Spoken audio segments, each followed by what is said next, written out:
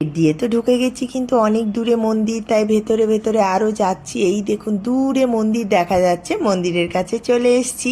মন্দিরের কাছেই একটা জায়গায় আমাদের থাকার ব্যবস্থা করা হয়েছে।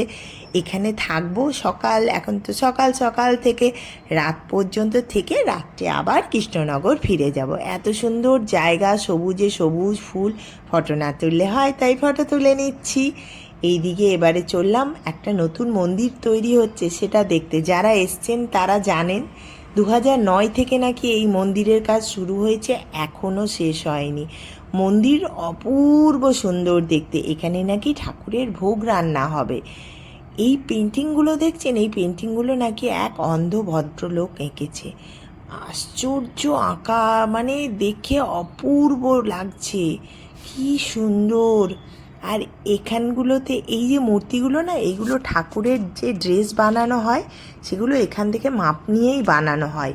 তার জন্যে এই সবসময় তো আর ঠাকুরকে হাত দেওয়া যায় না, তাই এখানে আলাদা করে রাখা আছে মাপ নেওয়ার জন্য।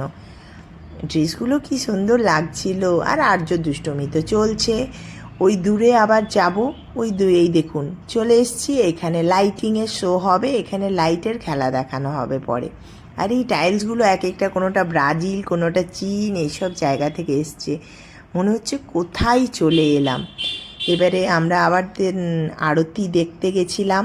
আরতি দেখে ফিরে টায়ার্ড হয়ে গেছে গুনগুন। ওই ভেতরে কিন্তু ক্যামেরা করার অ্যালাউ ছিল না, তাই করতে পারিনি। এবারে ভোগ খেতে চলে এসেছি। আর্য জল খেতে ব্যস্ত। ভোগের জায়গায় ভোগ খেতে এসে দেখছি বাবারে এত প্রসাদ, কোনটা খাবো কোনটা না।